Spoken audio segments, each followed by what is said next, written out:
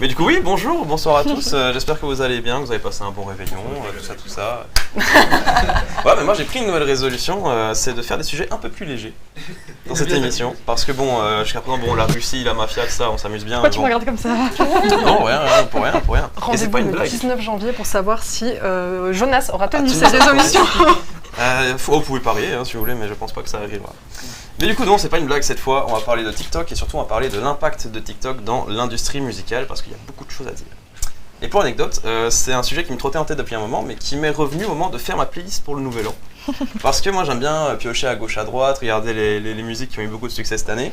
Et en écoutant, j'ai été impressionné par le nombre de musiques que j'avais déjà entendues sur TikTok en fait. Parce que c'est des trucs où tu te dis, ah mais j'ai déjà entendu dans telle tendance, telle musique, et ensuite ça a percé ailleurs quoi. Et en fait, quand on y regarde de plus près, c'est pas si étonnant parce que TikTok c'est devenu un acteur majeur de l'industrie musicale et on va savoir pourquoi. On va d'abord commencer par donner quelques chiffres.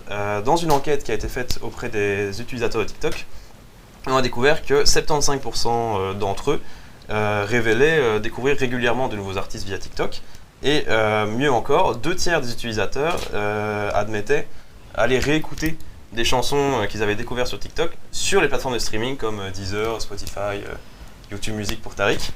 Oh la pique, c'est la balle réelle.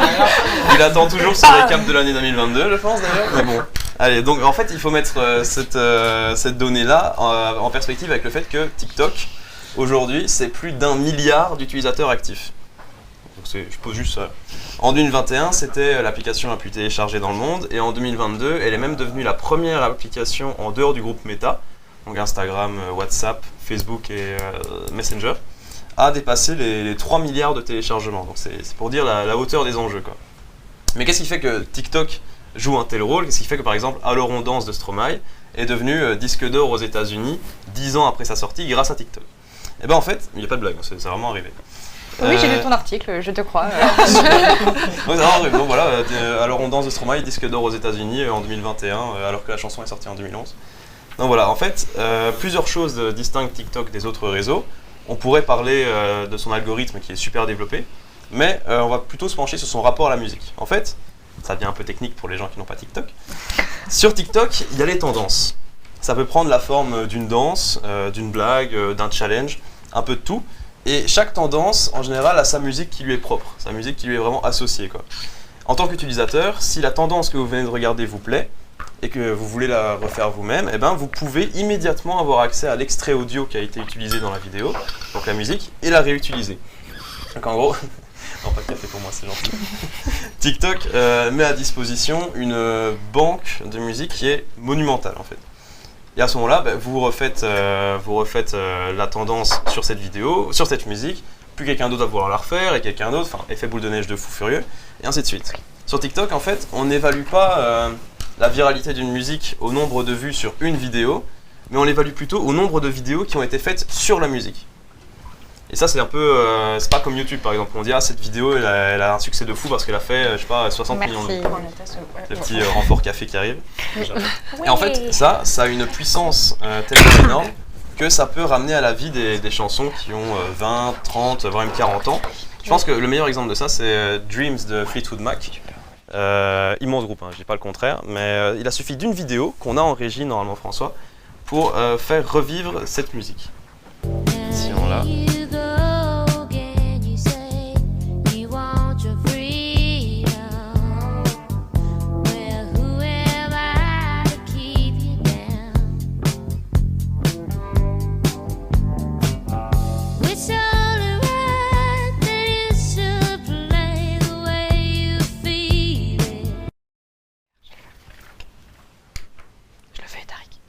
Donc objectivement, il se passe pas grand chose dans cette vidéo, elle est cool, elle donne le sourire, tout ça, mais il a fallu que ça, entre guillemets, pour créer une tendance autour de la chanson et pour qu'ensuite 600 000 vidéos, même plus, se fassent autour de la musique.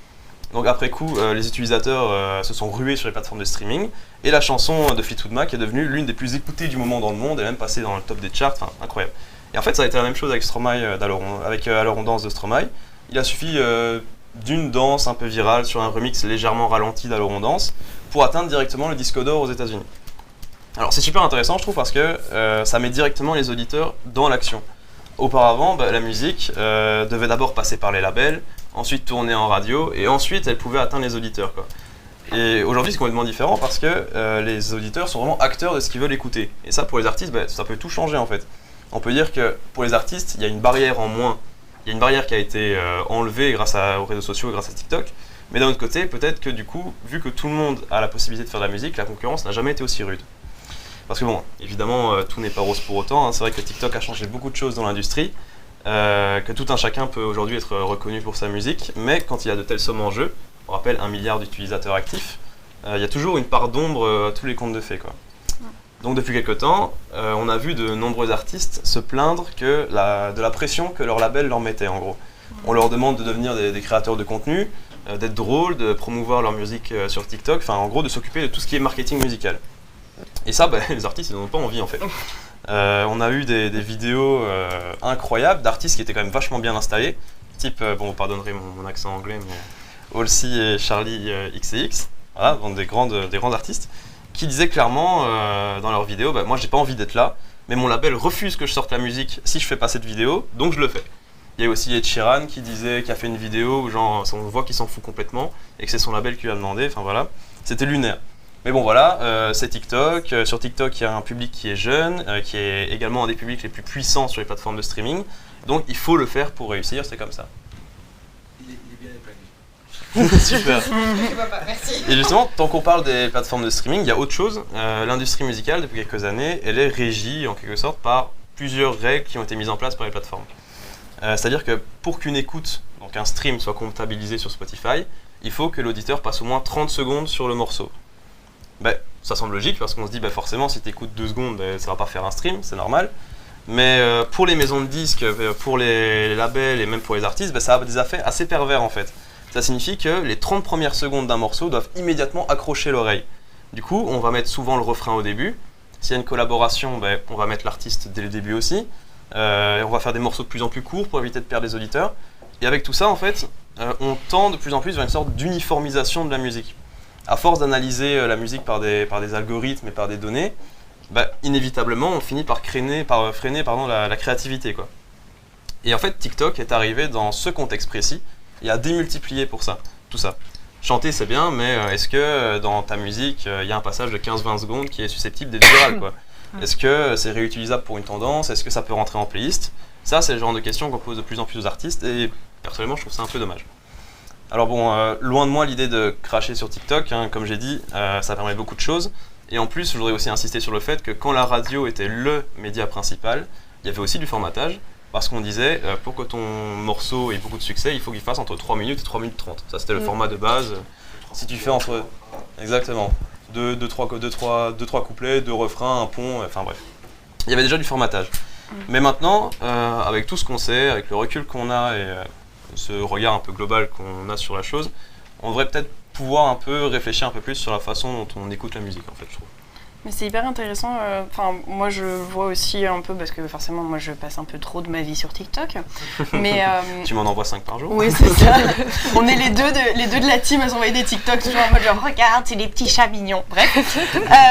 Mais je me souviens justement au niveau des musiques, j'avoue que je sais plus quel artiste c'était, mais une fois, j'ai été tombée sur une musicienne, pareil, sur TikTok, qui en gros, elle avait une de ses vieilles chansons, mais il y avait genre 20 ans, quand elle était hyper jeune, qui avait recommencé en trend, et limite, elle était en train de dire aux gens, s'il vous plaît, arrêtez, parce qu'en fait, j'ai pas envie de faire parce que si ça maintenant, mon label me demande de faire de la promo pour une chanson que j'ai écrite il y a 20 ans et qui me représente plus du tout maintenant, et ça me fait chier, en fait. C'est pas un hasard si on a des groupes comme ABBA qui arrivent sur TikTok et qui font, parce que pour eux, c'est juste, c'est de la marge, en fait, il y a plus rien à créer, il y a juste à faire des vidéos rapidement, si leur chanson passe...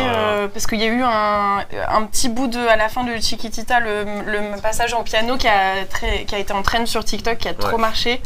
Mais c'est de la marge pure pour eux, quoi. Ils n'ont plus rien à créer, juste ils profitent des bénéfices, quoi. Et en même temps, je trouve que ça peut aussi avoir un effet pervers. Je sais pas si vous avez vu ou pas forcément passer, il y avait... Et ça y est, c'est Sam Smith qui avait teasé sa dernière chanson avec sa dernière collab sur TikTok et ça avait fait un buzz de ouf. Le petit passage avait trop bien marché. Ouais. Sauf qu'en fait, bah ils ont pas, ça a fait un énorme buzz et en fait la chanson est sortie un peu trop en retard après le buzz, où en fait le buzz était redescendu, les gens étaient plus intéressés et en plus surtout ce que beaucoup de gens ont reproché à la chanson, c'est qu'en fait le seul passage intéressant de la chanson c'est les 15 secondes qu'ils ont utilisées pour le son TikTok et le reste c'est pas ouf en fait. Oui, c'est ça, donc après la chanson ça a fait un gros flop alors que tu peux avoir la même chose où t'as Meghan Trainor qui elle le fait hyper bien. Genre vraiment sur TikTok, elle est à fond, elle en fait plein et elle ça marche vraiment bien pour sa musique, donc vraiment il y a des artistes que ça sert plus que d'autres quoi. Et Léonie qui dit dans le chat, j'avais vu un article selon lequel beaucoup d'artistes se plaignaient que leur public, entre parenthèses utilisateurs de TikTok, ne connaissait plus que les refrains à cause de cette application. C'est vrai que ça peut arriver, hein. Moi j'ai déjà vu en concert, j'avais été voir Damso il y a quelques temps en concert, et il y avait certains moments où genre, tu sais, tu entends quand la foule chante plus qu'à d'autres moments. Et effectivement, il y avait plusieurs chansons qui avaient percé sur TikTok et tu sentais que la foule était beaucoup plus réceptive à ce moment-là, quoi. Est-ce qu'il y a un lien de corrélation ? Je ne sais pas. Mais enfin, juste TikTok, c'est une mine d'or pour les labels, quoi. On sait que, enfin, les jeunes sont le premier public des plateformes de streaming et sont aussi ce qu'on appelle des super utilisateurs. En gros, ils ont une consommation de la musique qui est un peu boulimique. C'est-à-dire qu'un mec qui découvre Nirvana, il va se buter à Nirvana, quoi. Pour parler très je sais pas si le terme. il va écouter Nirvana en boucle. Et donc c'est ça, en fait ils ont une concentration de l'écoute sur certains artistes ou certains morceaux qui est hyper profitable pour les artistes et pour les labels, quoi. Mais moi je me rends compte où genre vraiment je vois maintenant mes titres likés sur Spotify, tu redescends mes titres likés, tu peux voir genre tous les trucs que j'ai regardés sur TikTok avec genre ça c'était sympa, je vais aller l'écouter et t'as vraiment des trucs qui n'ont rien à voir les uns avec les autres. Moi j'ai une question par rapport à ça, si tu découvres un artiste, un titre en particulier sur TikTok après que tu vas le voir sur Spotify, est-ce que tu vas t'intéresser au reste de l'univers musical de l'artiste ou pas? Ça parce dépend. que c'est peut-être financièrement intéressant, mais musicalement, est-ce que c'est bon je sais pas. Vraiment, je pense que ça dépend parce que j'avoue que je pense que je vais écouter genre une ou deux chansons dans les top trucs. Mais après, en tout cas, moi personnellement, je sais que généralement, je suis en mode non, j'aime bien celle-là de chanson. Le reste, je m'en fiche. Donc, moi, je suis pas forcément la bonne. C'est ça que j'aimerais bien promouvoir. C'est vas-y, on est un peu dans le règne de la playlist. Vas-y, on met une chanson d'un artiste, une chanson d'un artiste. Moi, j'aimerais bien qu'on reprenne parfois un peu le temps je me pose 1 heure, j'écoute un album de cet artiste. Et vraiment, je fais Pink que ça. Pink Floyd plutôt 8 heures du coup. Ouais, mais moi j'ai ça, mais plus avec les artistes que j'affectionne particulièrement, tu vois. Genre, je sais que j'ai genre 2-3 artistes où je vais vraiment juste me poser et écouter les chansons dans l'ordre parce que je suis en mode, il y a l'ordre d'un album, c'est fait pour, parce que c'est pensé pour. Sauf quand c'est l'homme pâle. Mais Personne n'a la ref. Ok. Attention, la régie s'énerve. La régie démissionne. Le stream va être couillé. Non, parce que l'homme pâle a sorti un album qui s'appelle Mauvais Ordre et le principe c'est que justement les titres sont pas dans le bon ordre. François a quitté le plateau. Jonas, s'il te plaît, on voudrait garder la régie donc. Mais c'était même pas une critique, c'est le principe de son album. Enfin bref. Mais je sais plus ce que je. Bon, voilà. Peut-être temps de passer à autre chose. Et aussi, voilà. Non. Tu voulais dire un truc, Tariq? Moi, c'est vrai que c'est drôle parce que y a beaucoup d'artistes comme ça que j'ai découvert parce que en fait, un peu comme à la radio où on écoutait un peu passivement la musique, elle nous arrivait et on se dit ah sympa ce truc, ok.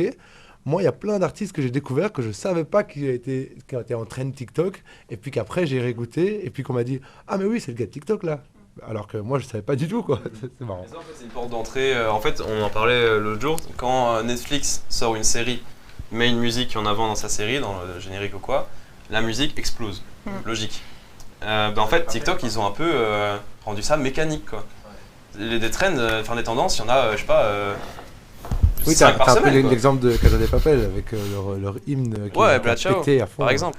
Mais ça, en fait, TikTok, ils ont réussi à trouver les ingrédients pour rendre ça limite automatique, quoi. Dès qu'il y a une trend, une tendance, c'est automatiquement quelque chose qui va taper les gros scores et rentrer en radio, quoi. Et tu crois que c'est fait intentionnellement? Intentionnellement. Le truc, c'est que les mécanismes derrière la viralité sur TikTok sont tellement puissants et le public est tellement bien ciblé, parce qu'en fait, c'est ça, c'est du croisement de données qui est trop bien fait, qu'on se retrouve avec les bonnes personnes qui écoutent les bonnes musiques au bon moment pour qu'en fait, ça perce, quoi. Ouais, mais moi je m'en rends compte vraiment parce que tout ce qui est niveau musique, en tout cas sur mon feed de TikTok, c'est dingue. Ok. On va faire un changement. Ah, vous l'aviez pas compris? Ah non, moi je t'ai lancé, non, on peut parler de ça des heures. D'ailleurs, on va Faudra qu'on refaire. s'établisse des signaux. On va de fumée. refaire un stream un jour, Tariq Mais et je moi, vous on ai va dit refaire un stream panneau musique. lumineux qui clignote. Stop. Avec les trends TikTok. Juste avec les trends TikTok. Je vais te faire un blind test de trends TikTok, ça va être incroyable. Ah, bah là, je connais, là. Mais prends un micro, Tariq. Bon. J'ai failli perdre François, j'ai eu très peur. Oh ouais, tu m'as fait trop peur. J'ai dit, ça y est, c'est la fin de l'émission. Alors, On est vraiment à la fin. vous ne l'avez pas vu, mais il y a eu un gros paf et François s'est levé et a regardé Jonas Là, pour comme nous, ça. François, il est un peu disparu derrière des PC, une grosse caméra, et d'un coup, on a vu une tête se lever. Genre. On va se battre. Le stream a failli se couper Ouais, de vraiment. manière abrupte. Et quand François se lève, je peux vous dire, on le regarde. Et on a peur. Qu'est-ce qu'il va pas? Puis il arrive, il fait ton micro est coupé. Alors là, Margot, bonne chance pour la transition, parce que j'avais Alors, j'avais mis ça Vous dans la voyez chronique sur le exprès. plateau, il y a 3 mecs. De quoi va-t-on parler? Un rotate. On rotate. Mais Non, donc, non, s'il non, vous non. plaît. Alors, elle est facile finis et je ma suis pas chronique sûre de l'apprécier honnêtement. cette blague. Je De finis quoi ma chronique enneigement. Et la transition est toute trouvée. Parce Ouais, que... c'est ça. Bah, c'est juste un gros cliché, quoi. Oui, justement, c'était ça que je